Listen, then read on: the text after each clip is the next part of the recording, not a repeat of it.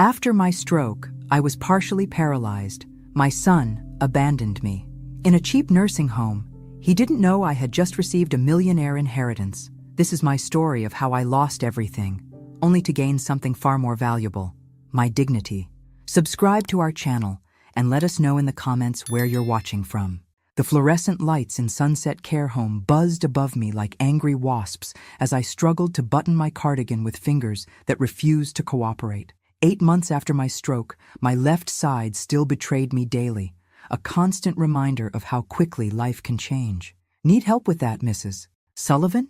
A young aide poked her head in, already backing out before I could answer. They were always rushing here, too many patients, too few staff. I can manage, I lied, my professor's pride still intact even as my body failed me. It took 3 more minutes of fumbling before I gave up, leaving the buttons misaligned. I glanced at the clock. 2:15 p.m. Robert was late, as usual. My only child, my son who promised he'd always take care of me after I sold my house to fund his business venture 10 years ago. The same business that now apparently afforded him a new Lexus, while I sat in this glorified storage facility for the elderly. When he finally arrived at 2:40, he didn't apologize for his tardiness. "Hey, Mom." He kissed my cheek perfunctorily, the scent of expensive cologne hanging in the air between us. "How's it going today?" The food was cold again, and I waited 2 hours for someone to help me to physical therapy. I kept my voice steady, determined not to sound like the complaining old woman they all expected. Robert checked his watch, then his phone. "They're understaffed everywhere these days." "I was thinking," I said carefully, "that maybe with some in-home help I could manage at my—" I caught myself. "Not my house anymore." "At your guest room? Perhaps." His sigh was barely concealed. "Mom, we've discussed this. I can't afford private home care. This place is what fits our budget right now." Our budget. As if my teacher's pension that helped pay for this place was insignificant compared to his contribution. "Did Melissa enjoy the Disney trip?" I asked instead, changing the subject to my granddaughter. His eyes widened slightly, caught off guard. "How did you—" "Jason showed me pictures on his phone last visit. The Cinderella castle looked beautiful at night." Robert shifted uncomfortably. "It was a package deal, very affordable." The words hung between us like an accusation. His definition of affordable apparently included vacations, but not adequate care for his mother. "Lisa and the kids send their love," he said, already standing. "I've got a client meeting at 4, so I should get going." 20 minutes. That's what I was worth in his busy schedule. After he left, I wheeled myself to the window, watching his gleaming car pull away. 10 years ago, when John died, I'd sold our home of 30 years, the home where Robert had grown up, and handed my son nearly every penny to save his failing business. "I'll always take care of you, Mom," he'd promised as I signed away my independence. That's what family does. A light knock interrupted my thoughts. Diana, the youngest nurse on staff, entered with a gentle smile. "Rough visit?" she asked, noting my expression. "Just short," I replied, my throat tight. She knelt beside my wheelchair, her eyes kind. "You know, Mrs. Sullivan, some people don't deserve the parents they have." I covered her hand with mine, grateful for this small compassion from a stranger when my own blood offered none. "Diana," I said quietly, "how much longer until my physical therapy evaluation?" "That's actually why I came. Dr. Patel moved your assessment up. He thinks you might benefit from a more intensive program." For the first time that day, I felt a flicker of hope. "More intensive means more progress?" "It could. You've been working harder than most patients I see." She paused. "I've watched you practicing your exercises when you think no one's looking." I hadn't realized anyone had noticed my private struggles in the bathroom mirror. Willing my left hand to grasp the hairbrush, commanding my foot to pivot properly. "Determination matters more than age," Diana continued. "My grandmother recovered from a worse stroke at 72. As she helped me navigate to the therapy room, I pondered Robert's dismissal of my recovery potential. Everyone here saw me as a permanent resident, slowly declining until I eventually disappeared entirely. But what if they were wrong? What if I wasn't finished yet? Dr. Patel's evaluation was thorough. When he finished, he looked at me with professional candor. "Mrs. Sullivan, with consistent work, I believe you could regain significant function. Not everything, but enough to potentially live more independently with proper support." I straightened in my wheelchair. "Define proper support." "That depends on your resources." "Resources? The word echoed in my mind as I was wheeled back to my room. The resources I'd given away, believing in promises that had evaporated as quickly as Robert had from my room today. As the afternoon light faded, I made a decision. I would document everything, every neglected call button, every cold meal, every promised visit that never materialized. My tablet, which Robert had reluctantly let me keep, "What does a woman your age need with technology?" would become my record. I might be physically diminished, but my mind, the mind that had analyzed literature and taught generations of students to find hidden meanings, was still razor sharp, and it was telling me something was very wrong with my son's sudden inability to meet my needs. "Mrs. Sullivan, your medications." The night nurse's voice barely registered as I stared at the institutional beige wall, counting the water stains shaped like continents I'd never visit. 2 weeks had passed since Robert's last visit. No calls, no texts, just silence. I swallowed the pills without question, a routine as predictable as the indignities that structured my days at Sunset Care Home. This morning, I'd waited 40 minutes for assistance to the bathroom. By the time someone responded, it was too late. The humiliation burned hotter than any physical pain. "The physical therapist left this for you." The nurse handed me a printed exercise sheet before hurrying out to her next patient. I studied the diagrams, tracing the movements with my good hand first, then attempting to mirror them with my weaker side. Small victories counted here. Today I could lift my left arm 3 inches higher than yesterday. Progress measured in centimeters, in seconds, in breaths. "You're working those exercises pretty hard." I looked up to find an elegant older woman watching me from the doorway, leaning on a walker decorated with colorful yarn pom-poms. "Eleanor Phillips," she introduced herself with a smile that reached her eyes. "Room 218. I've seen you in therapy." "Margaret Sullivan," I replied, lowering my trembling arm. "Room 157. She navigated to the visitor's chair with practiced efficiency. "You're new. Stroke? Is it that obvious?" "My husband had one 6 years ago. I recognize the exercises." She settled herself comfortably. "The left side's affected, yes?" Mine was the right. "Your husband recovered well?" I asked hopefully. Her smile faltered. "Charles passed last year, pneumonia, but he'd regained enough mobility to play with our great-granddaughter. That meant everything to him." We sat in comfortable silence before Eleanor spoke again. "My daughter's supposed to visit today. She manages my finances, now says it's easier that way." There was something in her tone that made me ask, "And is it? Easier?" Eleanor's laugh held no humor. "She bought a new car with my retirement money last month, but she brings the grandchildren at Easter, so I don't complain." Before I could respond, a conversation in the hallway caught my attention. "Moved to a shared room to reduce costs," her son called again. It was Gretchen, the charge nurse with permanently pinched features. "Didn't he just cancel his visit?" Another voice responded. "Says his mother exaggerates her needs, always has according to him. Typical family dumping ground situation." My body went cold. Robert was reducing my care, claiming I exaggerated? Eleanor noticed my expression and reached for my hand. "You heard something unpleasant." I nodded, unable to speak past the betrayal lodged in my throat. "The walls here might as well be made of paper," she said. "I've learned more about my children from overheard phone calls than from their actual visits." That evening, I powered up my tablet, the one connection to independence Robert had reluctantly allowed me to keep. My grandchildren had insisted, arguing their grandmother needed to see their baseball games and dance recitals through video calls. Those calls rarely came now. I opened a new document and began typing awkwardly with my right hand. Day 1 of documentation. Robert canceled visit. Overheard staff saying he's requested I be moved to a shared room to reduce costs. Claims I exaggerate my needs. Waited 40 minutes for bathroom assistance today. Meal was cold again. PT says improvement possible with intensive therapy. I synced the document to my email account, creating a record that existed beyond these walls. A small act of self-preservation that felt surprisingly powerful. As I prepared for bed, Diana stopped by for her evening rounds. "I heard the Johnsons are moving Mr. Peterson to a shared room," I commented casually. Diana's hands paused while checking my blood pressure. "The facility director makes those decisions, not the Johnsons. But family requests carry weight?" She met my eyes. "They shouldn't, not when it impacts care quality. But money talks, Mrs. Sullivan, especially in places like this." I nodded, adding another note to my mental file. "You know," Diana said, voice lowered, There are resources for elder advocacy, organizations that help navigate these situations. What situations? When families make decisions that may not align with a patient's best interests.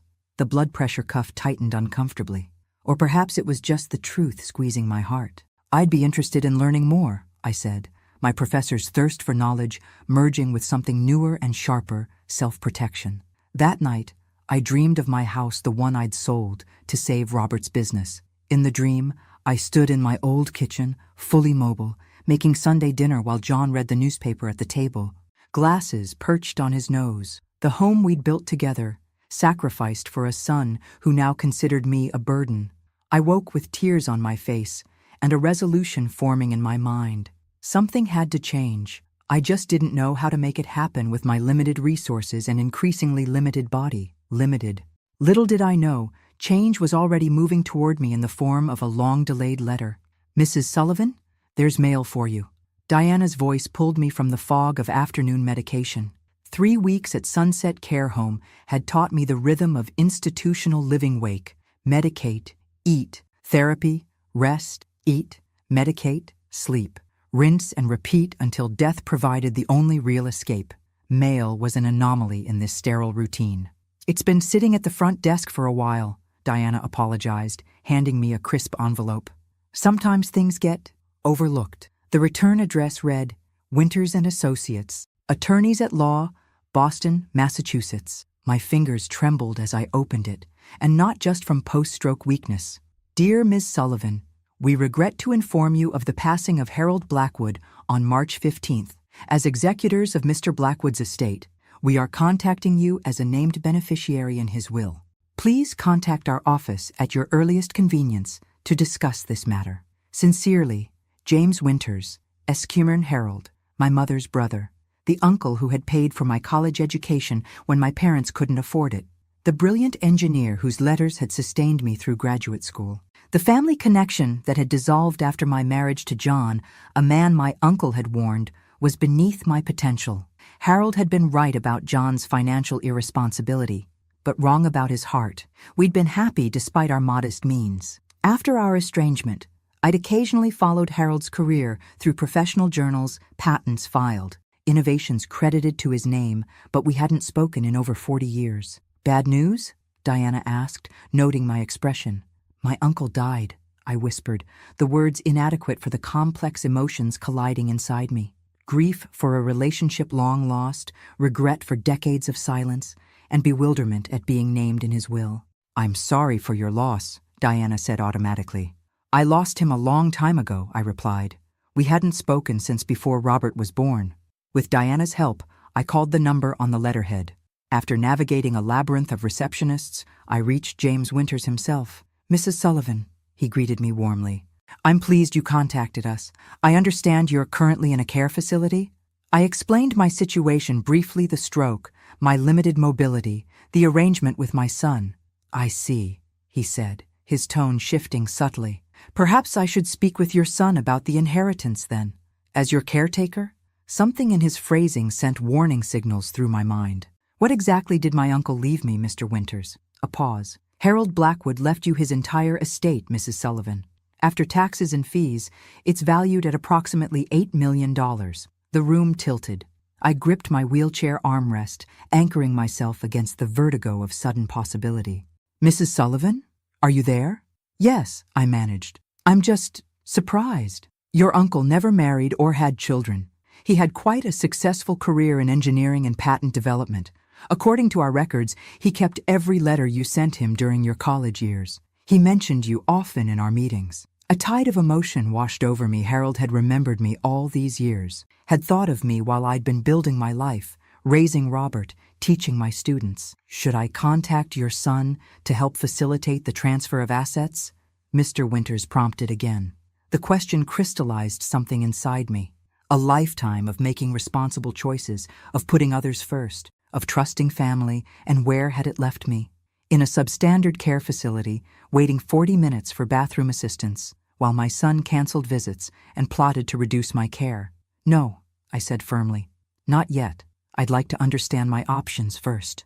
Of course, Mr. Winters replied, his tone suggesting approval. We can arrange a private consultation. Given your mobility issues, perhaps I could come to you? As we finished the call, Diana returned with my evening meal, lukewarm meatloaf and congealed gravy. "Everything okay?" she asked, noting my dazed expression. I considered telling her, this kind young woman who'd shown me more compassion than my own son had in months. But caution, a new protective instinct, held me back. "Just processing," I said. My uncle was not someone I expected to remember me. That night, I added to my growing digital journal, "Harold remembered me. All these years while I was teaching literature to ungrateful freshmen, raising an increasingly distant son, and gradually losing John to heart disease, Harold remembered our connection. While I gave everything to a son who now considers me a burden, my estranged uncle held me in his heart enough to leave me his fortune. What does this mean for me now? For the remaining years of my life? $8 million. The figure danced through my dreams that night, not as visions of luxury or indulgence, but as something far more precious: options, freedom, control over my own destiny for whatever time I had left. Morning brought clarity and resolve. I needed to move carefully, strategically. This unexpected gift from Harold could change everything, but only if I was smarter about it than I'd been about selling my house to Robert. I would need allies, information, a plan, and most importantly, I would need to understand exactly who my son had become in the years I'd spent seeing only what I wanted to see. "Mom, I got your message. What's this about financial news?" Robert burst into my room without knocking, his tie slightly askew, the only visible crack in his usually polished exterior. I'd called him yesterday with a deliberately vague message about important financial matters we need to discuss. After weeks of ignored calls and canceled visits, it had taken only the hint of money to bring him running. "Hello, Robert. It's good to see you too." I folded my hands in my lap, a gesture of calm I didn't entirely feel. He had the decency to look slightly abashed. "Sorry. Work's been crazy. How are you feeling?" "About the same as when you last asked 3 weeks ago." He winced, then pulled up the visitor's chair. "You mentioned something financial?" I studied my son's face, the face I'd once wiped ice cream from. The face I'd watched graduate college. The face that now showed more interest in me than it had in months. All because of the possibility of money.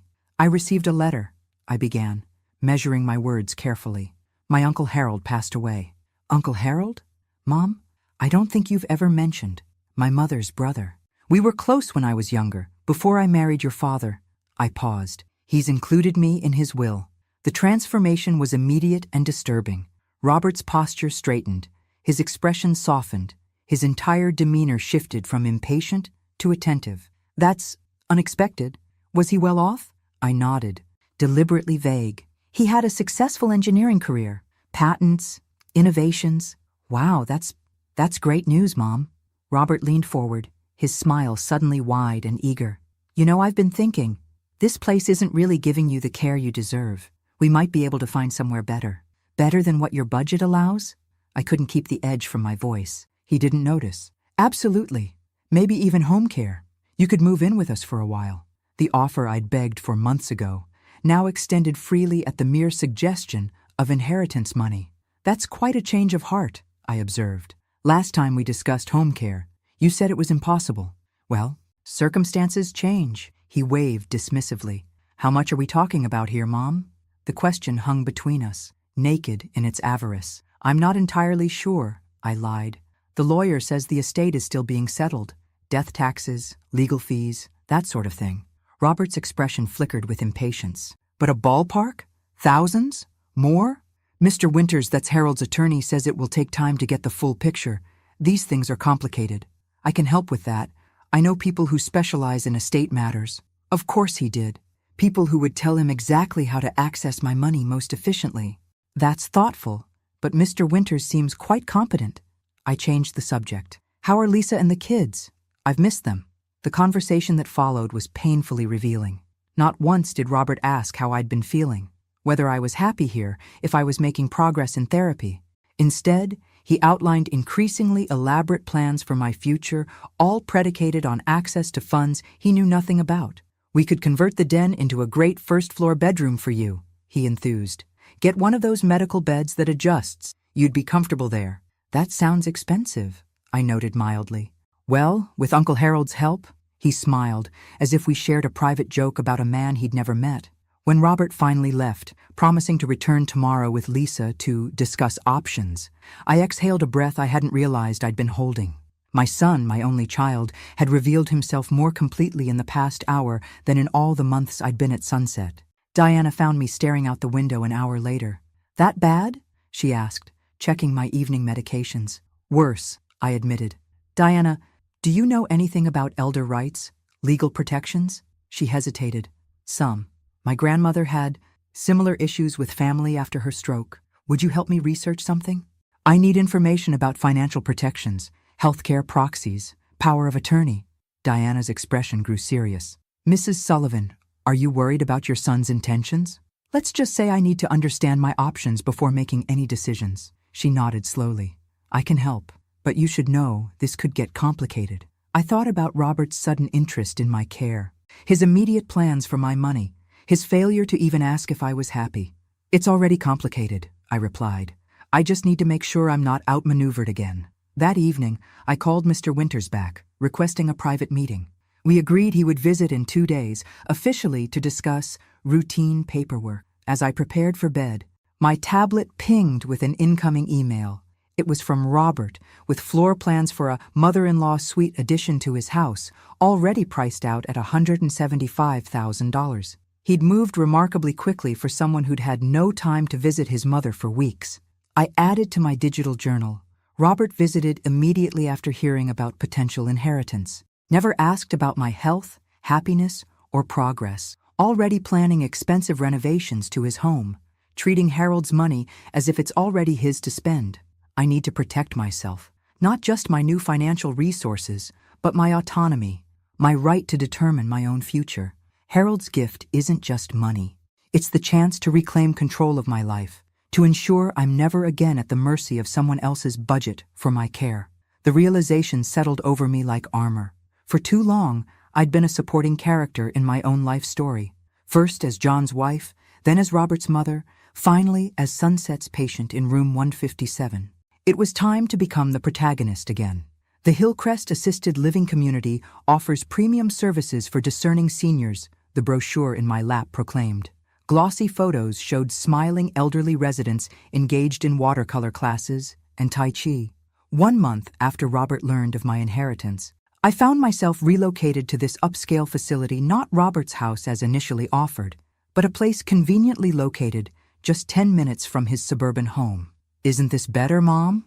Robert gestured around my new private suite, with its tasteful decor and large windows overlooking manicured gardens. "The care here is top-notch." It was undeniably better than Sunset. The staff-to-patient ratio alone meant I rarely waited for assistance. The food was palatable, the physical therapy equipment state-of-the-art. But the sudden upgrade only underscored the inadequacy of what Robert had deemed sufficient before the prospect of inheritance money. "It's very nice," I acknowledged, "though I'm curious why you decided against having me stay with you, as you originally suggested." Robert's smile tightened imperceptibly.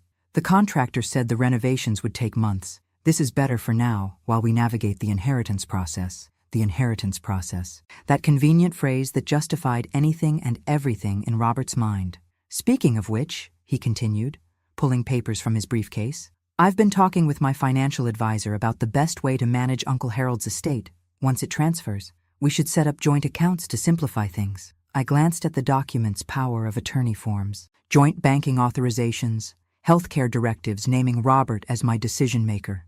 "These look complicated," I said mildly. "I'll need to review them carefully."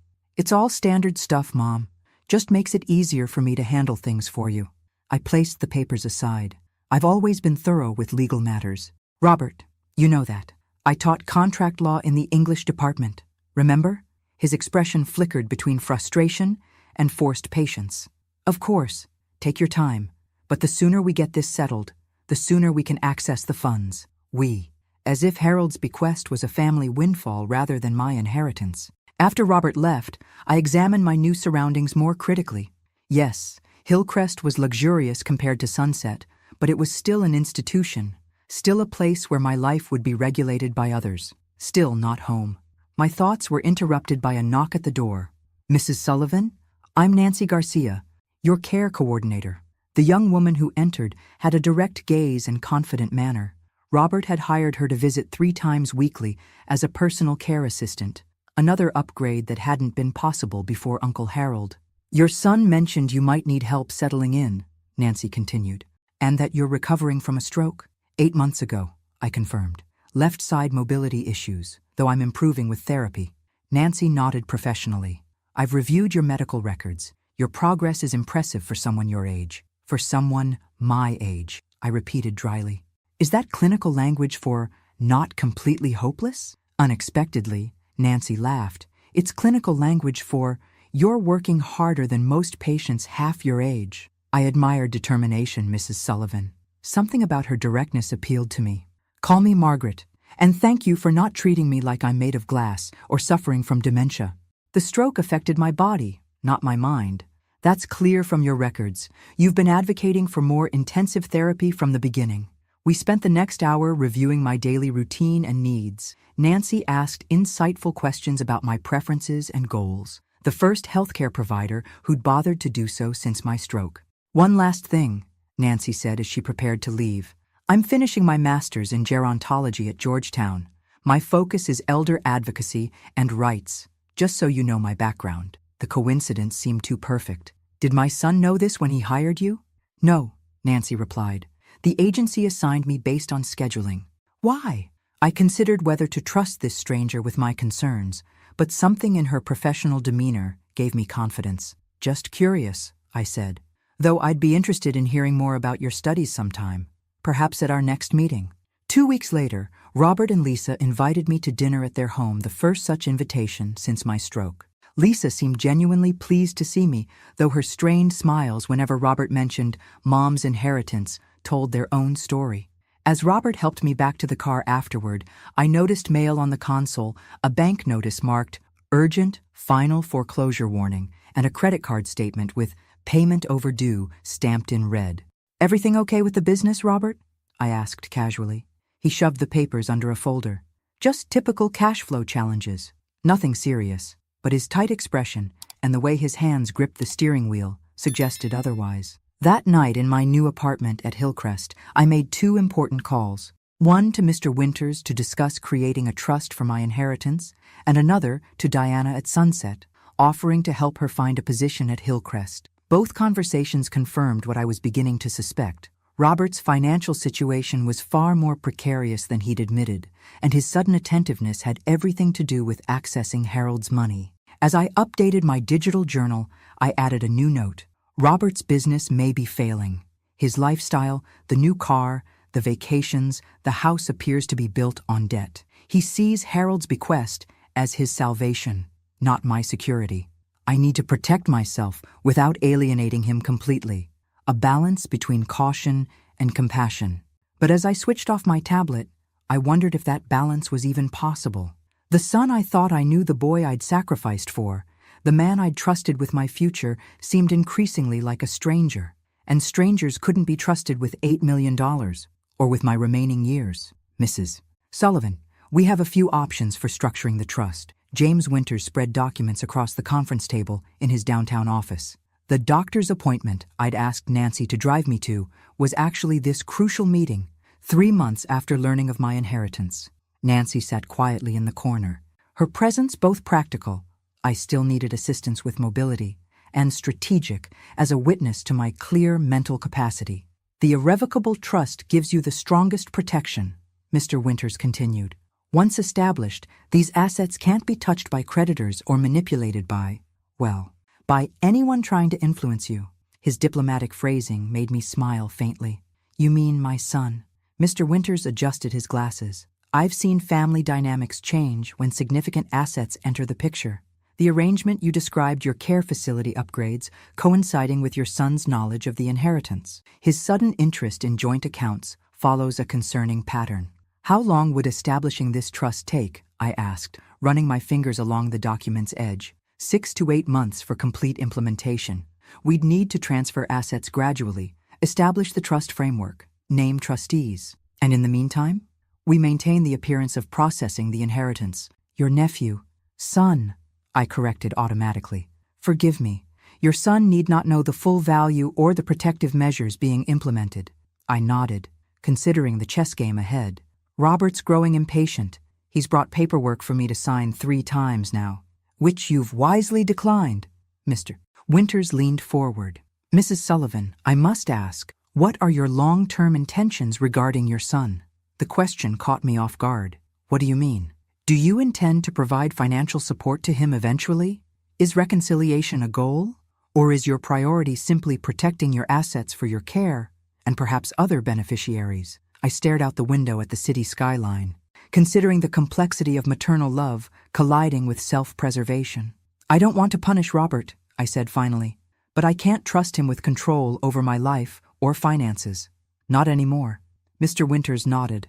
Then I suggest a 2-pronged approach. First, the irrevocable trust for the bulk of the inheritance, with yourself as primary beneficiary and a professional trustee managing disbursements. Second, a smaller immediate distribution, perhaps $50,000, as a gesture of goodwill to your son. A distraction, I translated. A strategic concession, he corrected, with the ghost of a smile. It provides immediate relief for his financial pressures while buying time for the larger protective measures. On the drive back to Hillcrest, Nancy remained thoughtfully silent until we were halfway there. You're very brave, she said finally. Brave? Or just finally being sensible? Both. Nancy navigated through traffic with practiced ease. Many people in your position would simply give in.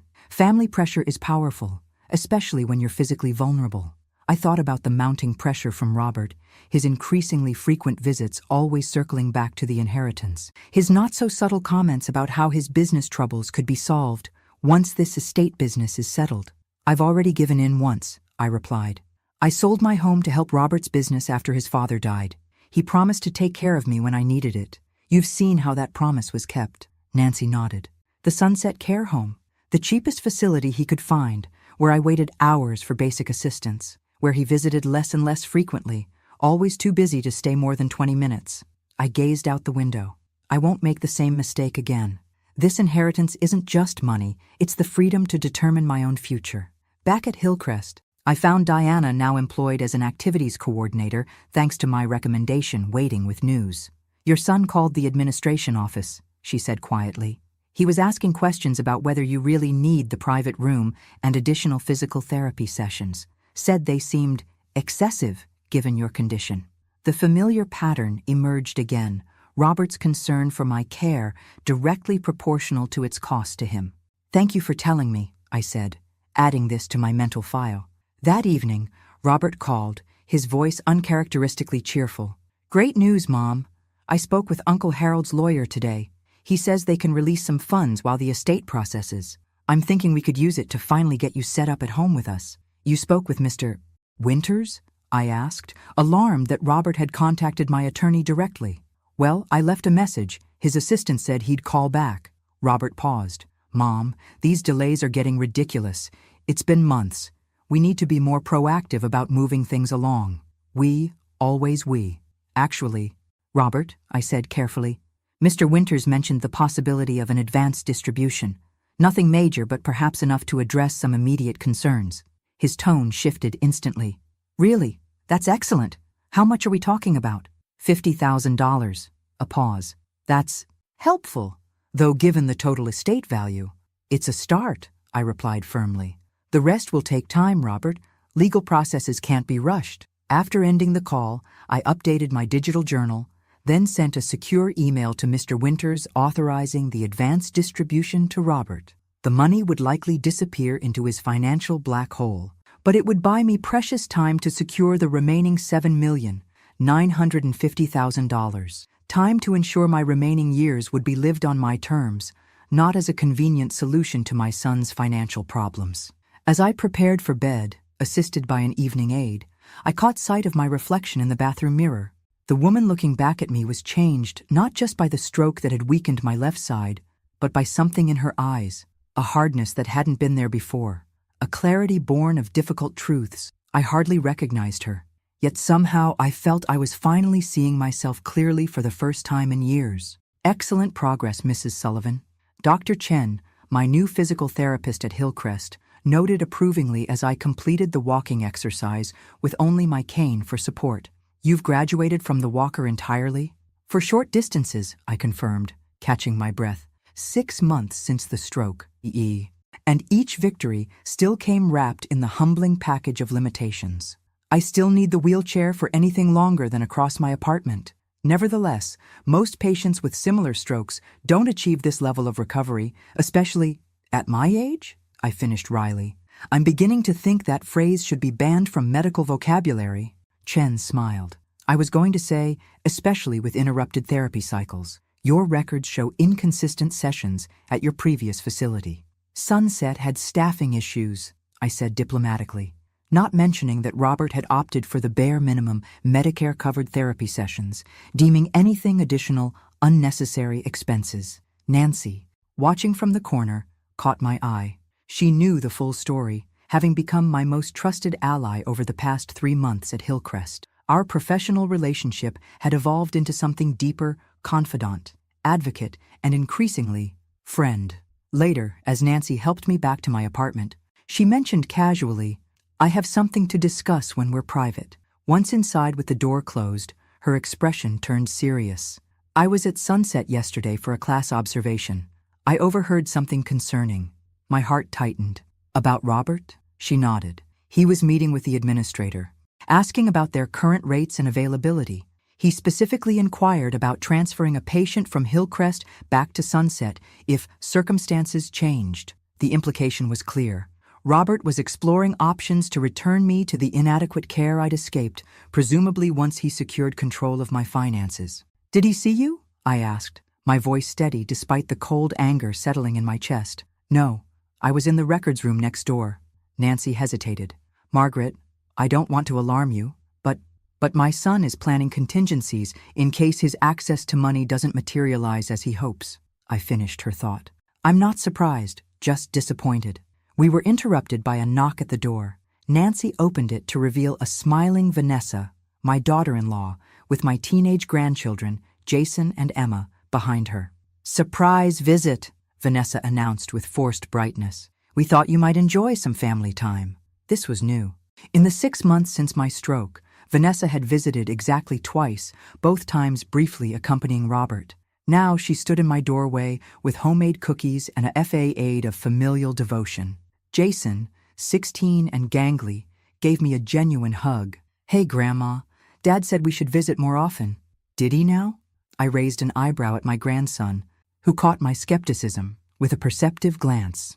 Emma, 14, and already developing her mother's social polish, began chattering about school while arranging cookies on a plate. Vanessa made a show of straightening my already neat apartment while peppering me with questions about my comfort. Their performance was transparent but telling. Robert had clearly enlisted his family in his campaign to secure my goodwill and, by extension, my inheritance. During lunch, Vanessa casually mentioned, "We've been looking at houses in Oak Ridge Heights. Such a beautiful neighborhood, but the prices are astronomical. Wouldn't that be a significantly more expensive area than where you are now?" I asked innocently. She nodded enthusiastically. "Oh, absolutely. We could never afford it normally, but Robert says our financial situation might be changing soon." From the corner of my eye, I caught Jason's uncomfortable expression. When Vanessa took Emma to fetch dessert from the car, Jason leaned close to me. "Dad's been acting weird lately," he confided. "He and Mom keep having these intense conversations about money that stop when I walk in." "Financial matters can be stressful," I replied neutrally. "Last night I heard him tell Mom that all our money problems will be over soon, thanks to you." Jason's direct gaze held mine. "What did he mean by that, Grandma?" Before I could formulate a response, Vanessa and Emma returned with an elaborate cake decorated with "We love you, Grandma" in frosting. The remainder of their visit continued in this vein, a strange performance of family affection layered over transparent financial anticipation.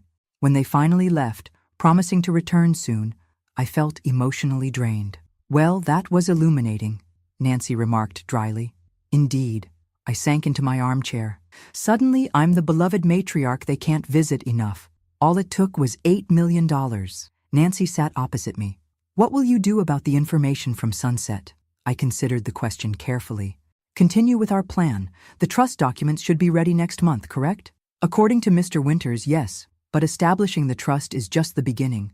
Transferring all assets will take months. Then we need to maintain the status quo until everything's secured. I tapped my cane thoughtfully against the floor. Robert received the advance distribution? Nancy nodded. 2 weeks ago, Mr. Winters confirmed the transfer completed. Good. That should keep him cooperative while we finalize the legal protections. I glanced at the family photos on my side table, snapshots of happier times when I believed in my son's love without question. I need to speak with Diana about what she's hearing at Hillcrest. If Robert's exploring moving me back to Sunset, he may be making inquiries here too. That evening, alone with my thoughts, I updated my digital journal with details of Vanessa's visit and Robert's actions at Sunset. The record had grown extensive, a detailed chronicle of manipulation that still ached to document, despite its necessity. As I wrote, I reflected on how my relationship with Robert had inverted. Once I had protected him, now I protected myself from him. Once I had sacrificed for his future, now I safeguarded my own. The betrayal still cut deep, but increasingly, my pain was hardening into resolve. The mother who had given everything was learning, finally, to keep something vital for herself, dignity and self-determination in my remaining years, whatever they might hold. I don't understand what's taking so long, Robert's voice escalated, echoing in my Hillcrest apartment. 9 months after my stroke, his patience was visibly fraying. The $50,000 advance had disappeared into his financial morass, and he'd returned for more, only to encounter my continued insistence on legal processes and estate complexities. These things take time, Robert, I repeated calmly, my hands steady on my cane. My recovery had progressed remarkably. I now walked short distances unassisted and managed most daily activities independently, though fatigue remained a constant companion. It's been months, Mom. How complicated can it be to transfer money from a dead uncle to his only living relative? His frustration bubbled over into sarcasm. Or is there something you're not telling me? I met his gaze directly. What exactly are you asking? Robert? He paced, running a hand through hair that had noticeably thinned since this saga began. I'm asking why you're dragging this out when you know we're counting on that money. The admission hung in the air between us, finally spoken aloud. Counting on what money exactly? I asked, my voice deceptively soft. Harold's bequest was to me, not to us. Robert froze, then recovered with a forced laugh. Of course it's yours, Mom. I just meant, we're family. We support each other, like I've been supporting you all these months. Supporting me? I echoed. 9 months of accumulated grievances threatening to overflow. By placing me in the cheapest care facility you could find? By visiting once a month for 20 minutes? By reducing my therapy sessions to save money while taking family vacations? His face flushed. That's not fair. We've been under financial pressure, which is apparently my responsibility to solve. I leaned forward. Tell me honestly, Robert, how much debt are you carrying? His expression confirmed what I'd suspected. That's not relevant. It's entirely relevant if you're planning your financial future around my inheritance. Robert's composure cracked further. You don't understand. The business is underwater. We're behind on the mortgage, and credit card companies are threatening collections. We could lose everything. And your solution is to spend your mother's inheritance rather than restructure your finances? I kept my voice level, though my heart raced. The inheritance meant to secure my care for whatever years I have left? We'd take care of you. You'd never want for anything. Like I never wanted for anything at Sunset? I challenged. Where I waited hours for basic assistance? Where my call button was routinely ignored? That was different. We didn't have resources, I finished. Because taking care of your mother properly wasn't a priority for your budget. But a new car was. Disney World was. Robert's expression darkened. Is that what this is about? Punishment? Some kind of revenge because you think I didn't visit enough? This is about recognizing that your financial decisions are your responsibility, not mine. I squared my shoulders. Harold's money is for my care and security. Robert, not for rescuing you from debt or buying you a larger house. You selfish. He caught himself, but not before I glimpsed the raw anger beneath his carefully maintained facade of filial concern. After everything I've done for you, what exactly have you done for me, Robert? I interrupted. A lifetime of deference finally giving way to direct confrontation. Sold my house to fund your business? Oh, wait, That was what I did for you. Promise to care for me when I needed it. A promise you fulfilled with the bare minimum of attention and resources. Robert stared at me as if seeing a stranger. If, perhaps he was. The stroke had changed me not just physically, but in my willingness to accommodate others at my own expense. You've changed, he said flatly. Yes, I agreed. I've finally recognized that my need for security and dignity in my final years matters just as much as your desire for a more luxurious lifestyle. So what happens now? His voice had turned cold. You keep the money for yourself? Leave your son and grandchildren struggling while you live in luxury? What happens now is that I ensure my own needs are met first. I held his gaze. Once the inheritance is properly structured for my security, we can discuss what, if anything, might be available to help you resolve your financial situation. If anything? He repeated incredulously. We're talking about $8 million. I remained silent, letting the full implications of my position sink in. Robert would no longer dictate the terms of my care or my finances. The power dynamic had shifted a reality he was only beginning to grasp. I can't believe this, he muttered, gathering his coat. My own mother, turning her back on her family. Is that what you think this is? I asked quietly. Or is it a mother finally refusing to be treated as nothing more than a financial resource? He left without answering, the door closing with controlled force behind him. I sat motionless for several minutes, processing the confrontation. 9 months ago, I would have capitulated instantly to Robert's needs, believing that maternal sacrifice was both virtue and obligation. Now I recognized it as the dangerous pattern that had left me vulnerable and discarded at sunset. My tablet pinged with a message from Nancy. Meeting with Mr. Winters confirmed for tomorrow. Trust documents ready for signature. I responded with a simple, proceeding as planned. Later that evening, my phone rang, Jason's number flashing on the screen. Grandma? His adolescent voice sounded troubled. Dad came home really upset today. He was yelling at Mom about you being unreasonable and ungrateful. I imagine he's feeling frustrated, I said carefully. He said something weird. Jason paused. He said maybe they should talk to a lawyer about your mental capacity. What does that mean? A chill ran through me. It means your father is considering legal options to challenge my ability to make my own decisions. That's messed up, Jason said with teenage bluntness. You're smarter than all of us put together. Despite everything, I smiled. Thank you, Jason. But please be careful not to get caught in the middle of this situation. Too late, he replied with surprising maturity. Dad doesn't know I'm calling you. I wanted to make sure you're okay. His concern genuine in a way his parents' performative attention had never been touched me deeply. I'm okay, Jason. Better than okay. I'm finally standing up for myself. After we hung up, I added Jason's warning to my digital journal, then emailed Mr. Winters about Robert's potential legal challenge. The pieces were moving faster now, the confrontation escalating beyond words to potential actions. I was no longer the compliant, grateful mother accepting whatever scraps of attention and care Robert deigned to provide. I had become something more dangerous to his plans, a woman with resources, clarity, and resolve. The transformation had begun with Harold's unexpected bequest, but it had been completed by Robert's own actions, his transparent greed, his willing abandonment when my care proved inconvenient, his assumption that my inheritance was his to claim. The mother he remembered wouldn't fight back, but stroke or no stroke, that woman no longer existed. Jason found these on Robert's computer. Nancy spread the printed documents across my kitchen table. He used his father's laptop for homework and accidentally discovered them in an open folder. 11 months after my stroke, the situation with Robert had evolved from tense standoff to active opposition.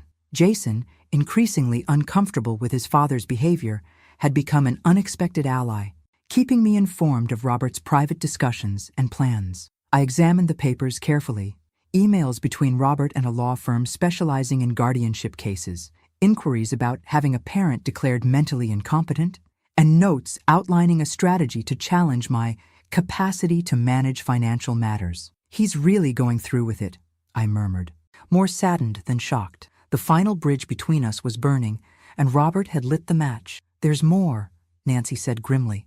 Diana overheard him speaking with Dr. Brennan, asking whether your stroke might have affected your judgment or reasoning abilities. Dr. Brennan was the Hillcrest medical director, a competent physician who had always treated me with professional respect. What did Brennan say?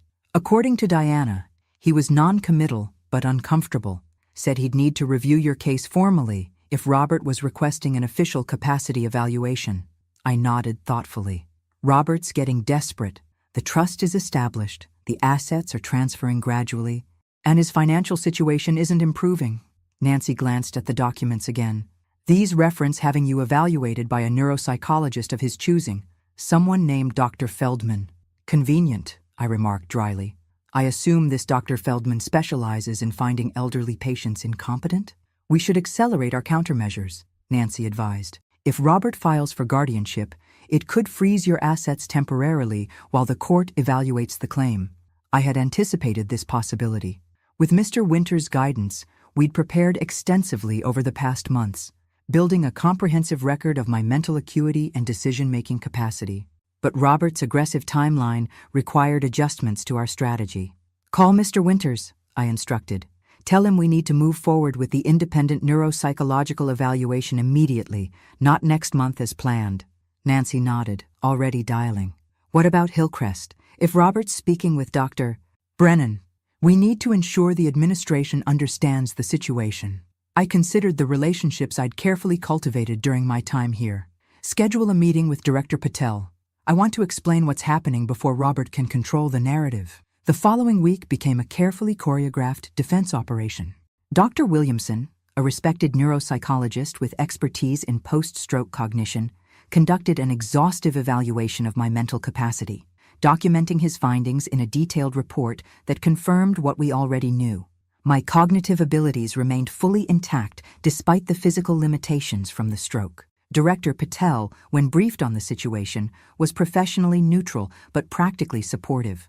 We evaluate residents based on our own observations, Mrs. Sullivan, not family claims. Our records indicate no cognitive concerns whatsoever in your case. Mr. Winters filed the capacity evaluation with the court preemptively, establishing a legal record before Robert could make his move. He also accelerated the remaining asset transfers to the irrevocable trust, though some would still take months to complete. Throughout this flurry of activity, I maintained my daily routine, physical therapy, social activities, weekly calls with Eleanor from Sunset, now relocated to a better facility thanks to my private financial assistance, and regular visits from Jason and occasionally Emma, who came independently of their parents. Dad's been meeting with lawyers almost every day, Jason reported during one visit. Mom's getting worried about the money he's spending on legal fees. How are things at home? I asked, concerned about the impact on my grandchildren. Jason shrugged with teenage-affected nonchalance that didn't quite mask his discomfort. Tense. They argue a lot about money. Dad keeps saying everything will be different once they resolve the situation with Grandma. The casual way my son had reduced me to a situation to be resolved still had the power to wound, despite everything. Jason, I said carefully, I hope you understand that this conflict isn't about you or Emma. I love you both very much. He nodded, surprising me with sudden maturity. I know. Dad's the one making it weird. He hesitated. Grandma, what's going to happen? Is Dad really trying to take control of your money? I considered how to explain the situation without demonizing his father. Your dad is facing financial difficulties. He sees my inheritance as a solution to those problems. I see it differently as security for my care and future. So he wants to take your money to fix his problems? Jason frowned. That doesn't seem right. People under financial pressure sometimes make choices they wouldn't otherwise make, I said diplomatically, though my private thoughts were far less charitable. 2 days later, the other shoe dropped. A court courier delivered formal papers Robert had filed for guardianship, claiming I was mentally incapacitated and vulnerable to undue influence from my caretakers and legal representatives. The documents painted a distorted portrait. Margaret Sullivan, once vibrant and independent, now confused and manipulated after a devastating stroke, a mother being taken advantage of by opportunistic staff and lawyers, a woman who needed protection specifically, her son's protection from her own impaired judgment. Mr. Winters arrived within hours of my call, his normally composed demeanor showing traces of genuine indignation. This petition is offensive, he declared, reviewing the filing. The claims about your mental state directly contradict Dr. Williamson's evaluation and Hillcrest's records. Robert's desperate, I said simply. The $50,000 is gone. His financial situation is worsening, and I've made it clear I won't be his personal bailout. We'll fight this, Mr. Winters assured me. We've prepared thoroughly, but you should know these proceedings can become invasive and emotionally draining. I nodded, a strange calm settling over me. I've had 11 months to prepare for this moment, James, since the day I discovered Robert had placed me in Sunset while telling me it was the best he could afford. That evening, alone in my apartment, I updated my digital journal with the latest developments. What had begun as a private record of neglect had evolved into a comprehensive chronology that would now serve as evidence in court. I paused, fingers hovering over the tablet's screen, as the full circle of events struck me. My stroke had revealed Robert's true character. Harold's bequest had given me the means to protect myself, and now Robert's own actions would expose his motivations to legal scrutiny. There was a certain justice in that symmetry, though it brought no joy, only a weary determination to see this through to its conclusion, whatever that might be. The court calls Margaret Sullivan. 14 months after my stroke, I rose steadily from my seat, my cane a prop rather than a necessity now. The courtroom felt oppressively formal, all polished wood and hushed voices, the setting for the final act in a drama I never wanted to participate in. Robert sat at the plaintiff's table, impeccably dressed but noticeably thinner, the strain of recent months evident in his posture. His attorney, an aggressively confident woman named Charlotte Benson, had spent the morning painting me as a confused, manipulated elderly woman whose stroke had compromised her judgment. Now it was my turn to speak. I made my way to the witness stand without assistance, a deliberate choice to demonstrate my improved physical condition. As I settled into the chair, I caught Jason's eye in the gallery. He sat beside Vanessa, who looked uncomfortable with the entire proceeding. Emma had been deemed too young to attend. Mrs. Sullivan, Judge Harris began, do you understand why we're here today? Perfectly, Your Honor, I replied clearly. My son believes I am mentally incapacitated and unable to manage my affairs, particularly regarding an inheritance I received. I am here to demonstrate otherwise. For the next hour, I answered questions from both attorneys with composed precision. My background as a literature professor served me well. I was accustomed to articulating complex ideas and responding to challenges. Mr. Winters led me through a methodical recounting of the past 14 months, my care at Sunset, the discovery of Harold's bequest, Robert's sudden change in attentiveness, and my decisions regarding the inheritance. Why did you establish the trust without consulting your son? Mr. Winters asked. Because Robert made it clear he viewed the inheritance as a solution to his financial problems, not as security for my ongoing care, I explained. When I suggested the money was primarily for my needs, he became angry and complained that I was being selfish. When Ms. Benson's turn came, her approach was immediately combative. Mrs. Sullivan, isn't it true that you've developed an unusual dependence on your hired caregiver, Nancy Garcia? I've developed a professional relationship with Nancy, who has provided excellent care, I corrected. But I make my own decisions. And yet Ms. Garcia accompanies you to legal meetings, medical appointments, even this courtroom today. Her implication was clear. Nancy was manipulating me for financial gain. Ms. Garcia assists with my physical needs, I replied evenly. My mind works perfectly well without assistance. The questioning continued in this vein, with Ms. Benson attempting to paint everyday memory lapses as cognitive decline and my independence as stubbornness. When she suggested that my paranoia about Robert's intentions was a symptom of post-stroke dementia, I finally allowed my frustration to show. Ms. Benson, I have maintained a detailed record of my son's behavior since my stroke. I held up my tablet. Would you like me to read his exact words when he discovered I had received an inheritance? Or perhaps the comments he made about moving me back to Sunset Care Home once he had control of my finances? The judge intervened before she could respond. Mrs. Sullivan, are you suggesting your son's petition is financially motivated? I met Robert's gaze directly for the first time that day. I believe my son is in significant financial distress and sees my inheritance as his solution rather than my security. His concern for my mental capacity coincidentally emerged only after I refused to use the funds to resolve his debts. Ms. Benson attempted to redirect, Mrs. Sullivan, you've experienced a life-altering medical event. Isn't it possible that your perception of your son's intentions has been affected by the emotional trauma of your stroke? It's my body that was damaged, counselor, not my capacity to recognize exploitation. My voice remained steady. I taught critical thinking to college students for 40 years. Those skills didn't disappear with my mobility. The climactic moment came when Ms. Benson tried to demonstrate Robert's long-standing concern for my welfare. Mr. Sullivan, she asked Robert on redirect, approximately how much have you spent on your mother's care since her stroke? Robert cleared his throat. Around $8,000 monthly at Sunset, plus additional medical expenses. It was a significant financial strain, but her care was my priority. Mr. Winters rose immediately. Your Honor, I'd like to introduce Exhibit 27, the actual billing records from Sunset Care Home. The documents were displayed on the courtroom screen.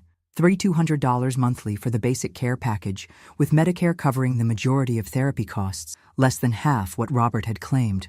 Mr. Sullivan, Mr. Winters asked with deliberate calm, can you explain the discrepancy between your testimony and these official records? Robert flushed. I was including other expenses, transportation, items I brought her, itemized receipts for these expenses? I didn't keep detailed records, Robert admitted, his confident fade crumbling. The judge's expression hardened almost imperceptibly. Mr. Sullivan, did you inform your mother that you had selected the minimum care package at Sunset while representing to her that you were providing the best care possible? Robert's silence was damning. When all testimony concluded, Judge Harris took only a brief recess before delivering her ruling. Her words were measured, but unmistakably firm. The court finds no evidence supporting the petition for guardianship. Mrs. Sullivan has demonstrated clear cognitive capacity and appropriate decision-making ability. Furthermore, the court finds the timing and nature of this petition troubling. She turned to Robert directly. Mr. Sullivan, the evidence suggests your motivation in seeking guardianship was primarily financial rather than concern for your mother's welfare. This court will not enable such exploitation. The guardianship petition was denied. Additional protective orders were put in place to prevent further legal challenges without substantial new evidence. As we left the courtroom, I found myself face to face with Robert in the hallway. His expression was a complex mixture of anger, embarrassment, and something that might have been shame. You won, he said flatly. I hope you're satisfied. This wasn't about winning, Robert, I replied softly. It was about protecting myself when you wouldn't. He turned away without responding, leaving me standing with Nancy, Mr. Winters, and the hollow victory of having publicly exposed my only child's attempt to take control of my life for his financial benefit. Jason approached cautiously. Grandma, are you okay? I embraced him, grateful for his uninvolved concern. I will be. What happens now? He asked. Now, I said, finding strength in the certainty of my path forward. I rebuild, on my terms. As we left the courthouse, reporters approached for statements about the elderly professor who fought back. I declined to comment, but the headline would appear anyway. Stroke survivor defeats son's guardianship attempt, retains control of multi-million-dollar inheritance. A public victory, a private heartbreak, and the beginning of whatever came next. Your new place looks amazing, Grandma. Jason wandered around my condominium, admiring the adaptations that made independent living possible despite my lingering physical limitations. 22 months after my stroke, I'd made the transition from Hillcrest to my own home, a ground-floor unit in a luxury building with 24-hour security and on-site medical assistance if needed. It feels like freedom, I admitted, watching him examine the collection of books I'd carefully curated for my new library. Having my own space again after nearly 2 years in institutions. And you can manage everything on your own?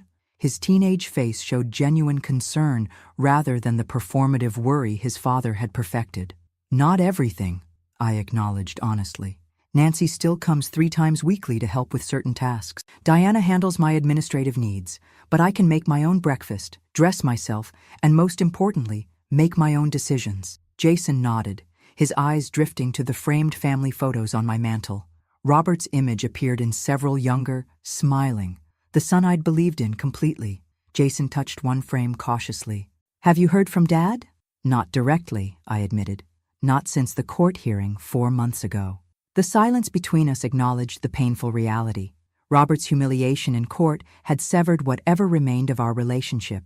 His financial situation had deteriorated further, the business finally failing. The house sold to cover debts. Vanessa had filed for divorce, unwilling to sink further into his financial chaos. He's living in an apartment now, Jason offered. Mom got the house in the separation agreement, but she's talking about selling it. Too many memories, she says. I nodded, unsurprised. And how are you handling everything? Jason shrugged with forced casualness. It's weird. Dad talks about you differently now. Not angry anymore, just sad. Something tightened in my chest, a mother's instinctive pain at her child's suffering, despite everything. And what does he say? Not much. Not just that he messed up, that he didn't understand what was happening until it was too late. Jason hesitated. He stopped blaming you, if that matters. It did matter, though I wasn't sure why. Robert's actions had made our estrangement inevitable. Yet some part of me, the part that had watched him take his first steps, had bandaged, scraped knees, had celebrated his triumphs, still ached for reconciliation, however improbable. Would you see him?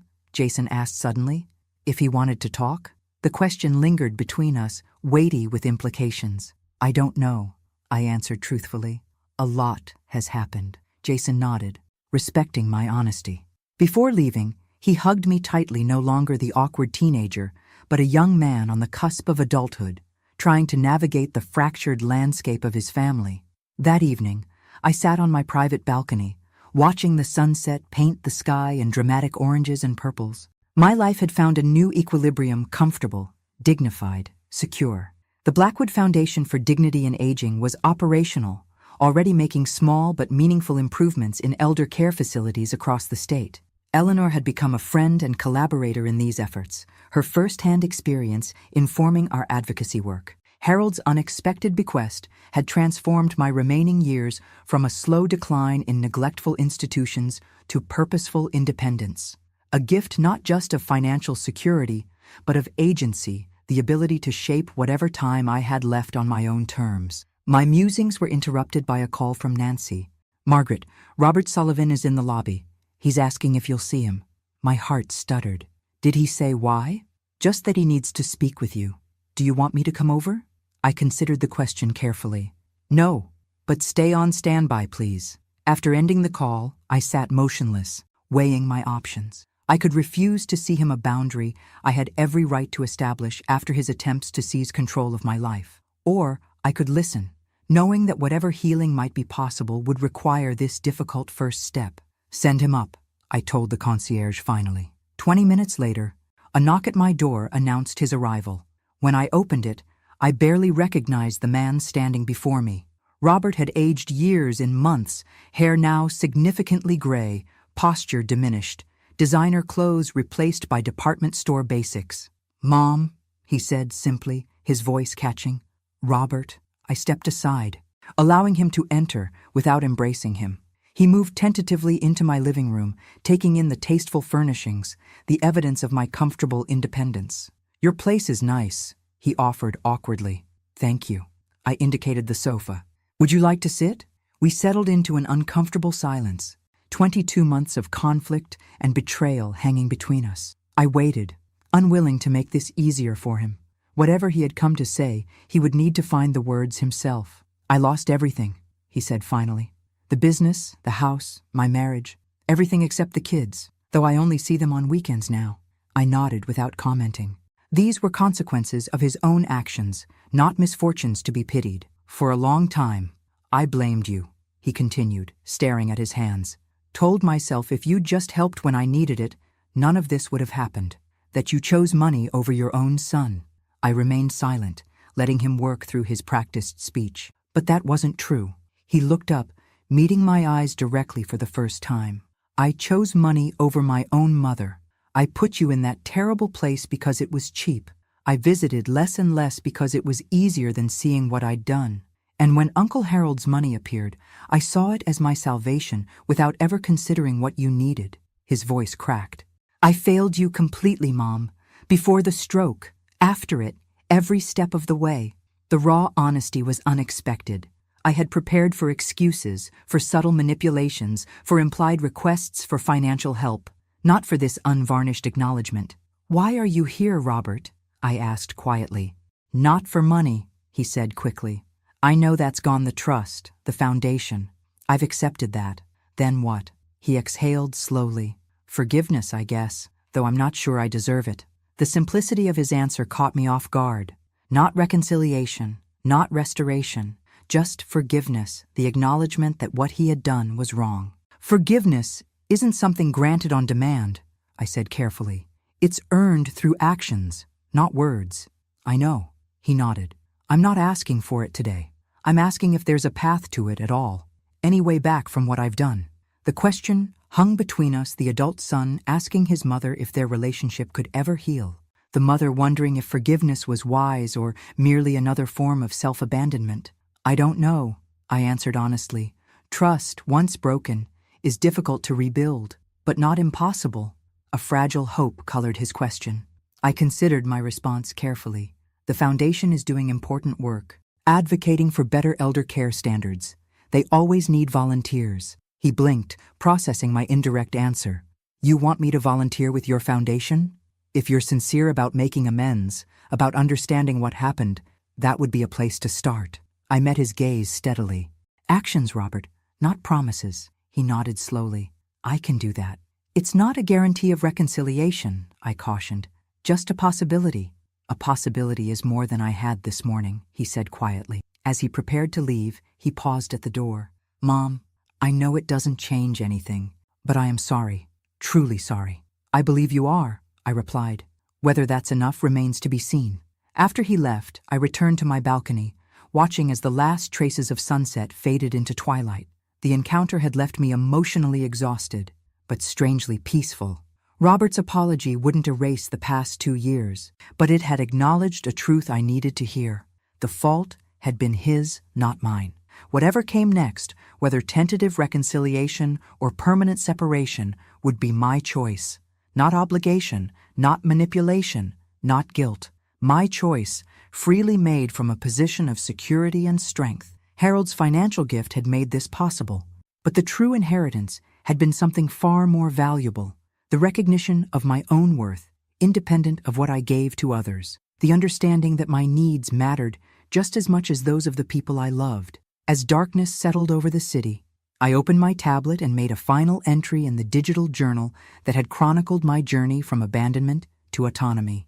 Robert came today, not for money, but for forgiveness. I don't know if reconciliation is possible, but for the first time, the choice is truly mine.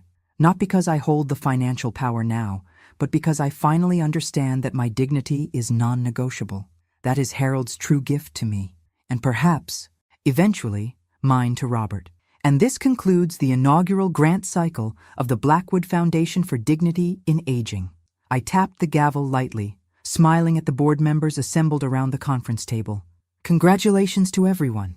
8 facilities will receive funding for staff training improvements, and 3 advocacy organizations will expand their outreach programs. Eleanor, serving as our resident advocate, beamed with satisfaction. At 77, she had found an unexpected second career as the Foundation's most persuasive spokesperson, her personal experience lending authenticity to our mission. "Margaret, would you like to say a few words before we adjourn?"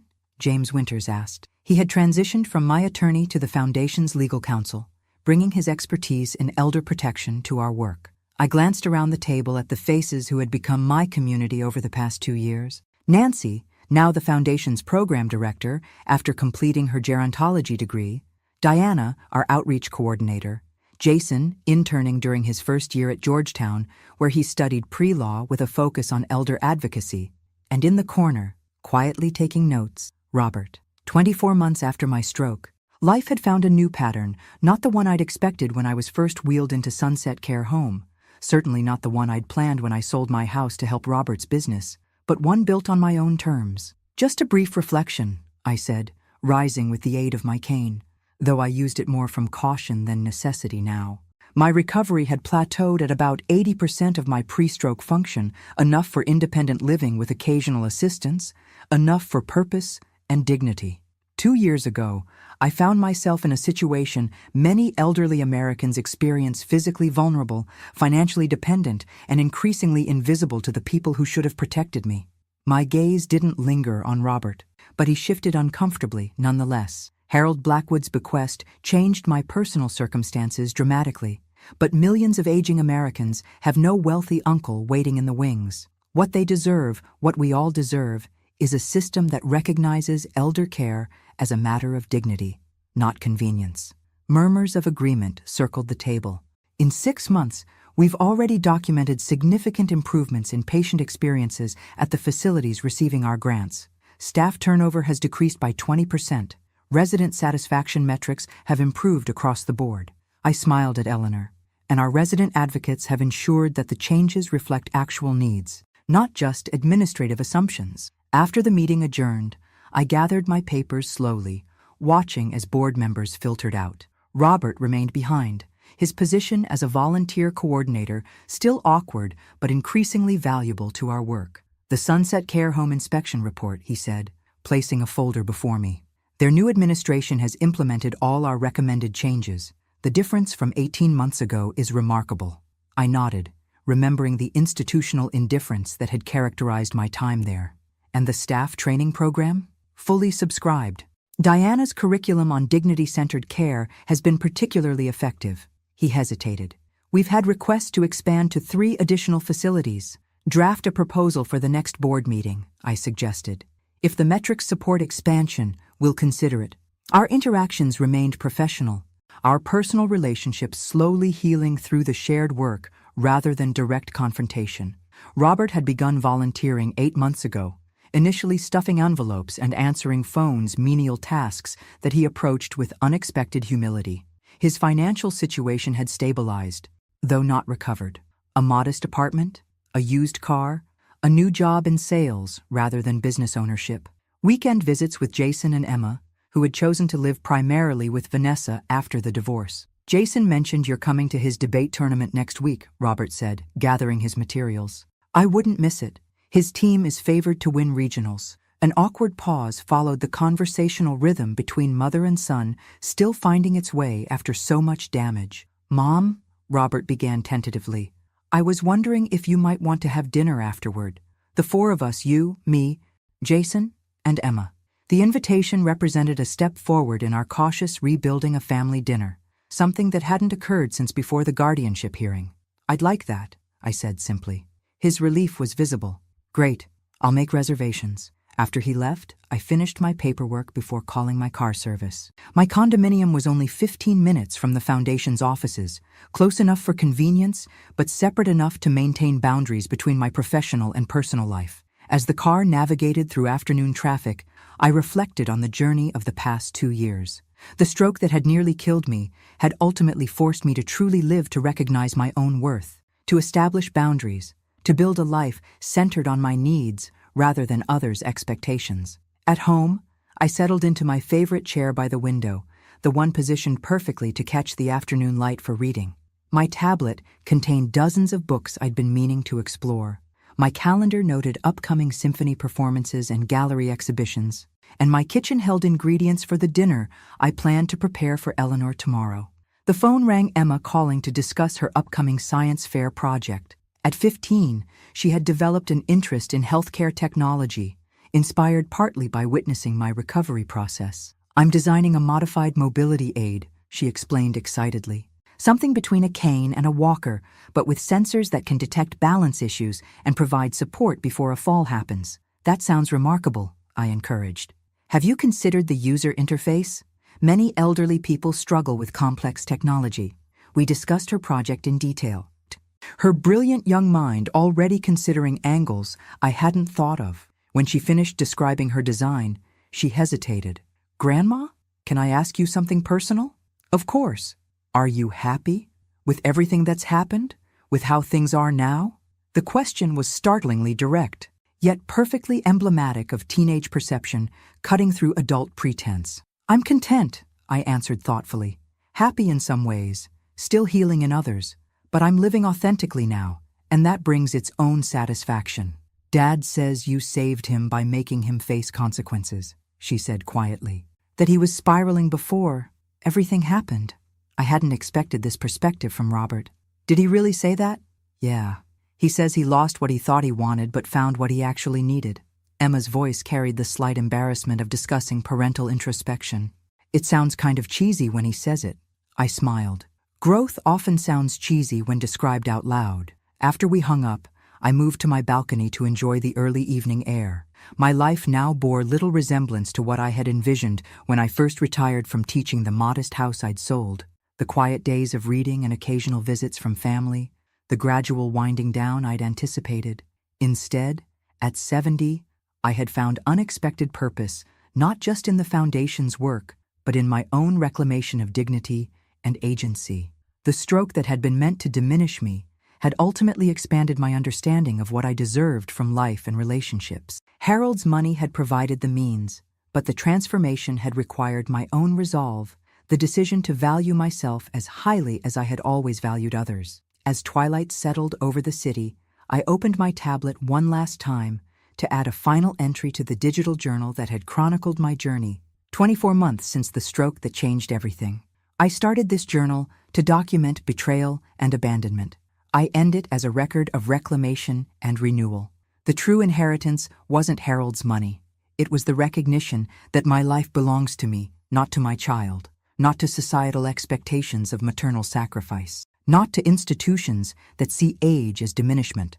Whatever time remains is mine to shape, to experience, to live fully on my own terms. That knowledge, hard-won through pain and struggle, is the legacy I hope to leave for others through the Foundation's work. And perhaps, in time, through reconciliation with Robert, not by forgetting what happened, but by creating something new from its ashes, something built on mutual respect rather than obligation, on choice rather than expectation. What a strange and unexpected gift this stroke has ultimately proven to be the catalyst for losing everything I thought mattered, only to discover what truly does. I closed the journal and turned my attention to the sunset painting the horizon in brilliant hues, a metaphor too obvious to articulate, but too beautiful to ignore. Whatever darkness had come before, this present moment held its own luminous possibility. And that, finally, was enough.